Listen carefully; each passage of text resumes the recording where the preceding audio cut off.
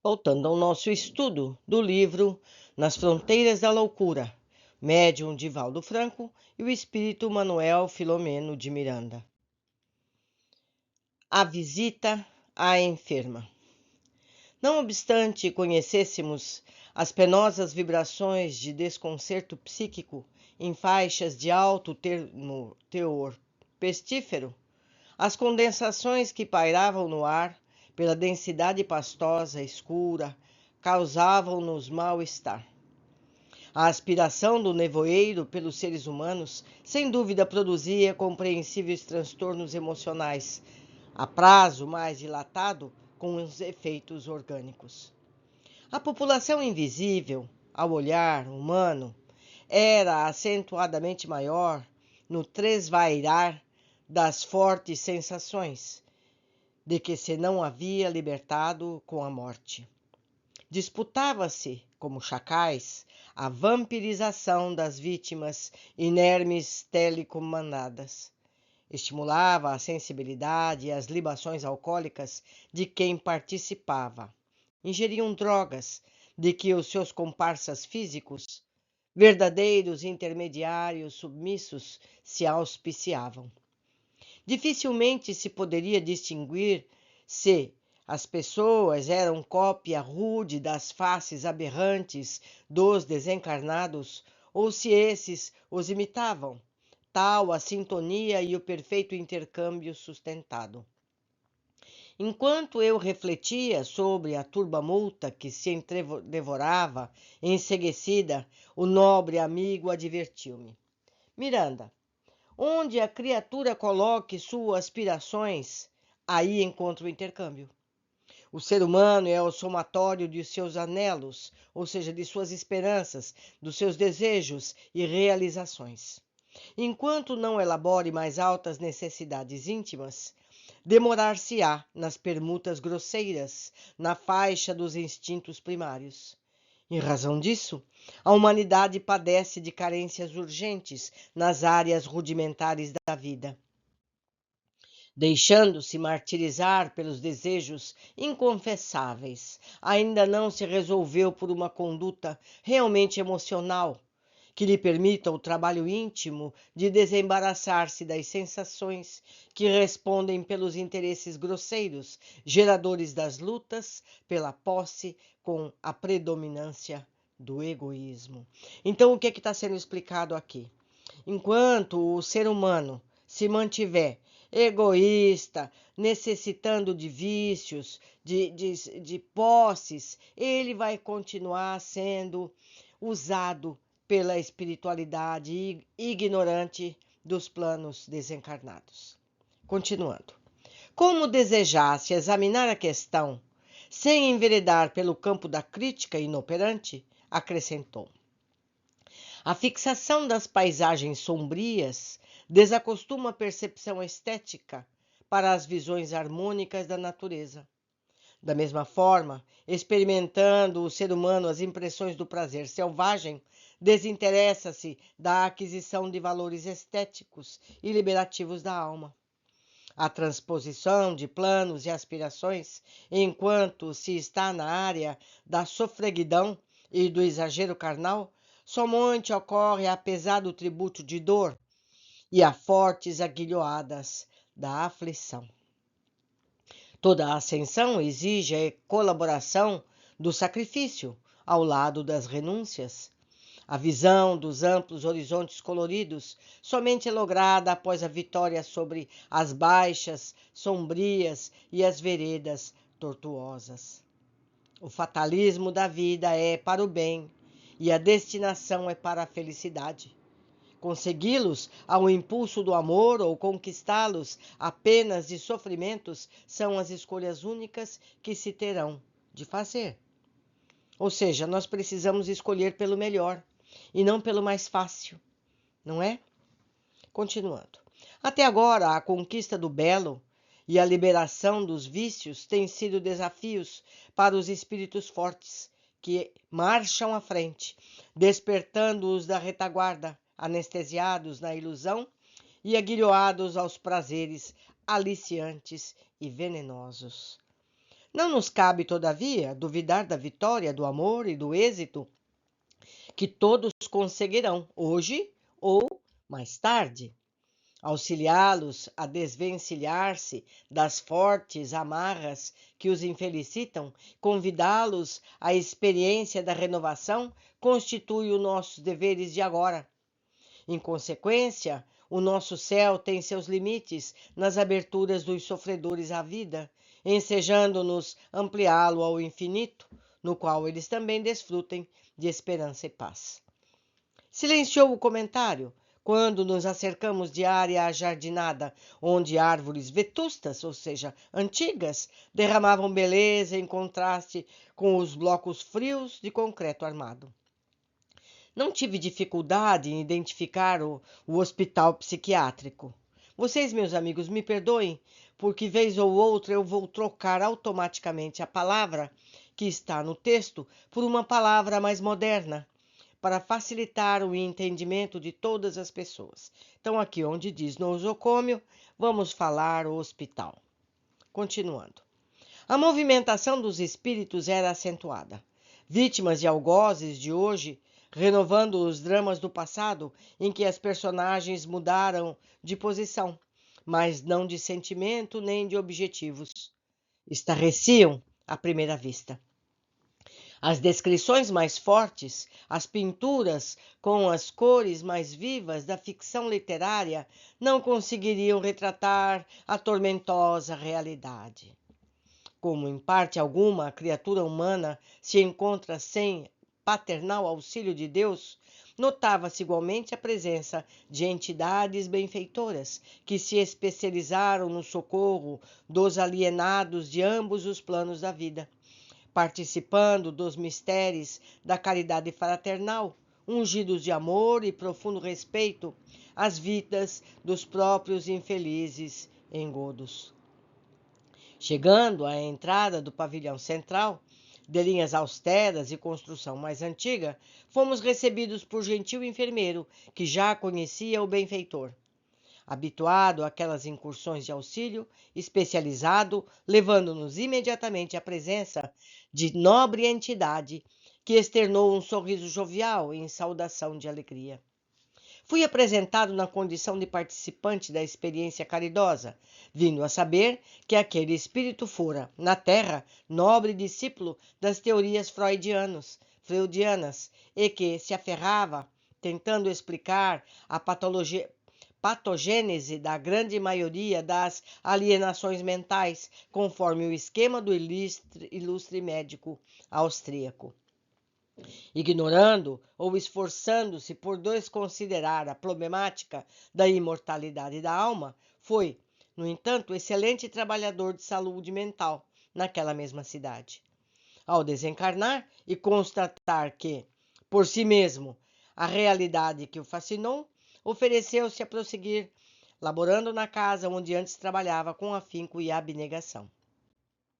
Num momento, era o responsável direto pelos serviços espirituais que ali se movimentavam, dirigindo uma expressiva equipe de antigos médicos, enfermeiros e futuros estudantes das ciências da alma, que se reencarnariam com tarefas específicas neste campo, objetivando estes atuais e futuros dias que se assinalariam pela complexidade afligente dos distúrbios mentais, emocionais do comportamento.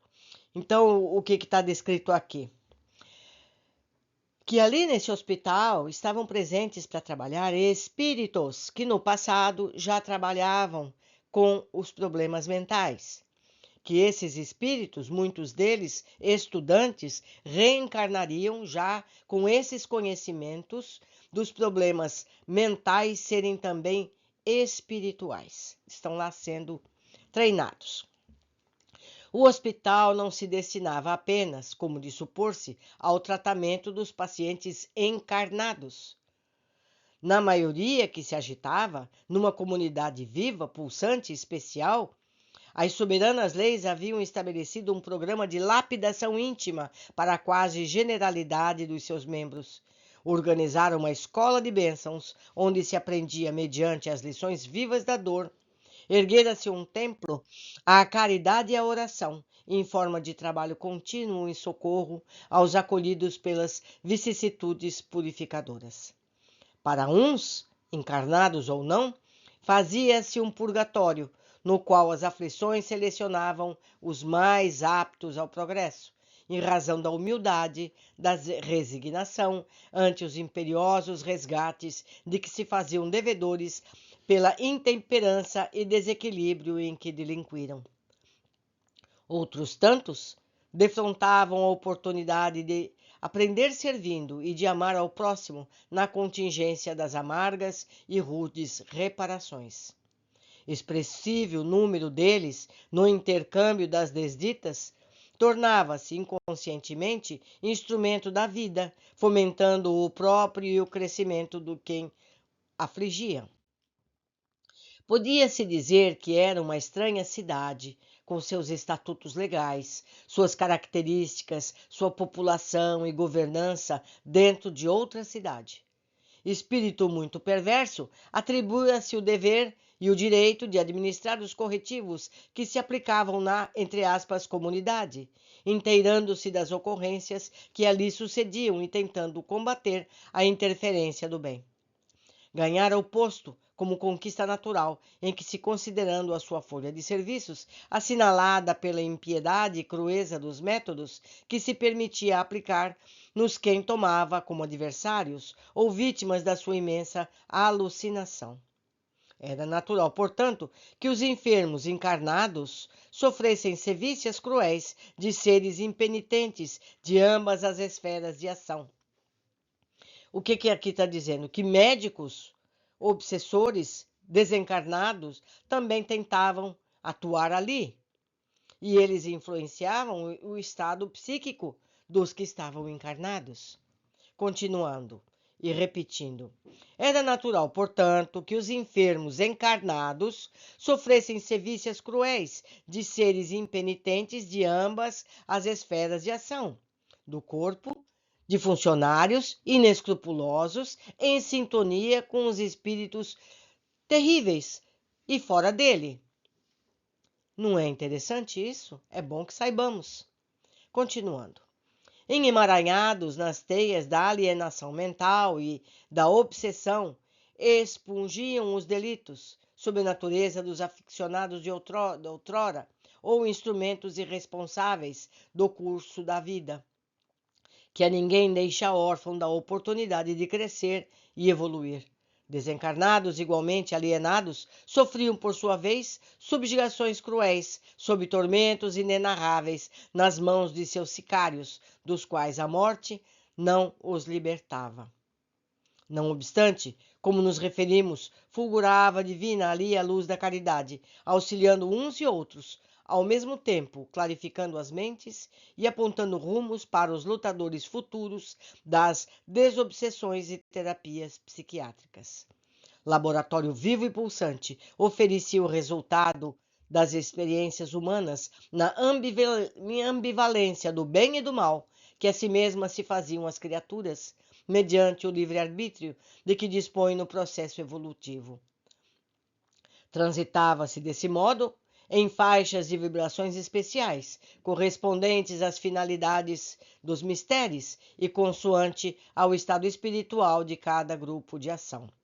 Então, esse hospital psiquiátrico de encarnados, onde funcionava também um hospital de desencarnados. Nos dois lados da vida haviam espíritos benfeitores e espíritos obsessores, e todos eles interagiam simultaneamente. Então, por isso que foi dito no começo que tudo aquilo era meio caótico, meio confuso, e que a espiritualidade positiva, auxiliadora, tinha muita dificuldade para administrar tudo isso do lado encarnado e do lado desencarnado, porque também entre os encarnados haviam pessoas boas e pessoas não tão boas. Essas não tão boas eram um instrumento dos não tão bons do plano espiritual. Então, era mesmo uma situação muito difícil. Vamos continuar. O doutor Arthur Figueiredo recebeu-nos afetuosamente, prontificando-se a auxiliar-nos no Ministério da Caridade. Logo se inteirou do motivo da nossa visita. O doutor Arthur Figueiredo é médico do Hospital do Plano Espiritual. Mantendo uma atitude de respeito à dor que ali se apresentava, em multiface atordoante, vencemos a distância que nos separa da enferma. Encontramo-la em um apartamento especial, adormecida sobre alta dose de antidepressivo. O ambiente, em razão da psicosfera geral, era irrespirável. Podia-se notar, à primeira vista, a presença de espíritos perturbados e irresponsáveis que enxameavam naqueles sítios, não necessariamente vinculados a paciente. Ou seja, haviam espíritos negativos de toda a ordem, que por ali transitavam, incomodando uns e outros.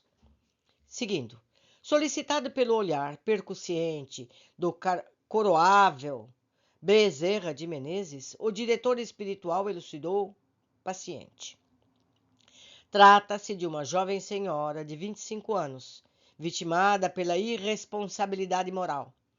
Apesar de haver renascido por intermédio de abnegada mãe, que se comprometeu a ampará-la no cometimento atual, quando deveria elevar-se pelo amor e pela abnegação, ela preferiu derrapar, invigilante, assumindo mais graves compromissos negativos. Após uma breve pausa, ele acentuou: nenhuma censura de nossa parte.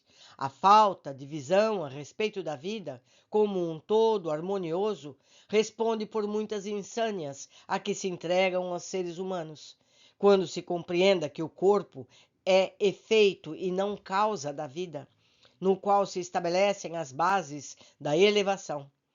Quando se conscientizem os seres de que o berço é a porta que descerra para o corpo, quanto o túmulo é a que se fecha, sem que ninguém entre ou saia da vida, quando se estabeleçam metas que transponham os limites de uma breve existência corporal. Será diversa a atitude e assumir-se ante as ocorrências a circunstância do dia a dia. Ou seja, que quando as pessoas entenderem que nascemos e morremos e que esse período deve ser dedicado à nossa elevação e não ao prazer simplesmente. Nós não nascemos para as alegrias, nós nascemos para cumprir o que nos cabe a cumprir. Eu vou fazer aqui uma preleção, meus amigos.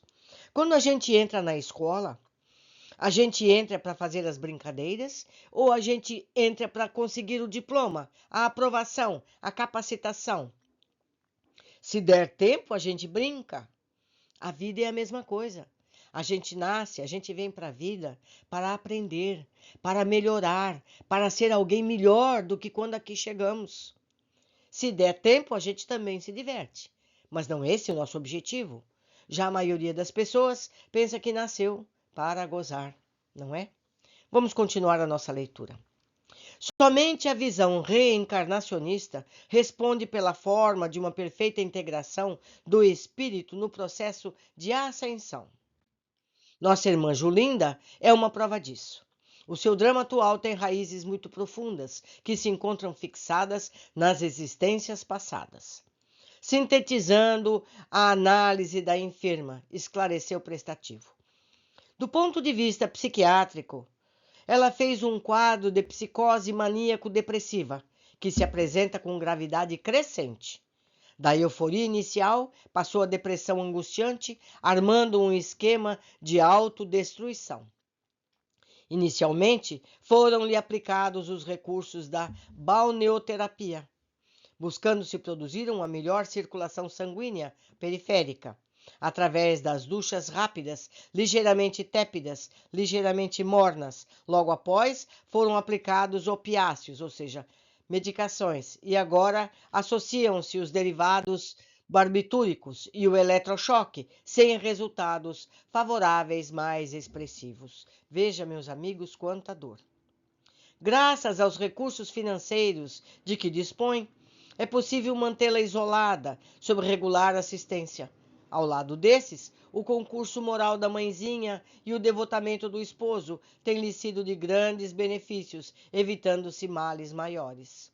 No entanto, entre aspas, Bezerra cercou-se da paciente e, após um exame mais acurado, expôs: é lamentável que persista a distância entre a terapia psiquiátrica e a psicoterapêutica espiritual. No caso em tela, tem redundado em frutíferos, se não perniciosos, os tratamentos à base dos derivados de barbitúricos, quanto do eletrochoque. Gente, olha que coisa terrível. Do ponto de vista psiquiátrico, discute-se que a psicose maníaco-depressiva, PMD, quanto à esquizofrenia, são uma psicose endógena, cuja causa se encontra nos genes, transmitida hereditariamente de uma para outra geração, sendo em consequência uma fatalidade inditosa e irremissível para os descendentes de portadores da mesma enfermidade, especialmente nas vítimas da chamada convergência hereditária. Afirma-se dentro dessa colocação que o desvio patológico exagerado da forma de ser cicloide, ou seja, repetindo sempre o mesmo comportamento, somado a uma formação física pínica, ou seja, curto em extremidades grandes, no qual estão presentes as forças predominantes das glândulas viscerais, encarregadas da determinação do humor, faz-se responsável pelo quadro da psicose maníaco-depressiva. É exatamente, dizem, esta constituição cicloide, ou seja, repetitiva, que oferece os meios próprios para a irrupção da psicose maníaco-depressiva, tornando-se dessa forma o indutor hereditário. Asseveram outros estudiosos da psicose maníaco-depressiva, resulta das alterações endócrinas, particularmente dos quadros das manias e melancolias. Ainda diversos psiquiatras acreditam como fato predominante as variações do quimismo orgânico. São relevantes também as contribuições psicológicas que procuram as causas dessa alienação na prevalência das reações do êxito e do insucesso e ao amparo do conceito psicanalítico, os traumatismos morais, já constatados antes, responderiam pelos choques impostos ao narcisismo de cada um, facultando o eclodir da distonia. Ou seja, o nosso comportamento pessoal, egocêntrico, faz com que tudo isso se agrave. O amorável benfeitor silenciou como se coordenasse uma síntese conclusiva e breve informação afirmando: embora alguns desses fatores estejam presentes no quadro da nossa Julinda, como estudaremos, são eles consequentes de causas remotas que os produziram ao império da atual reencarnação. Meus amigos, temos muito a estudar. Esse é um capítulo complexo, escrito com palavras do século passado, o que dificulta o entendimento para muitas pessoas. Eu, sempre que possa, vou procurar usar palavras em sinônimo, facilitando o estudo de todos nós. Por enquanto, ficamos por aqui. Abraços.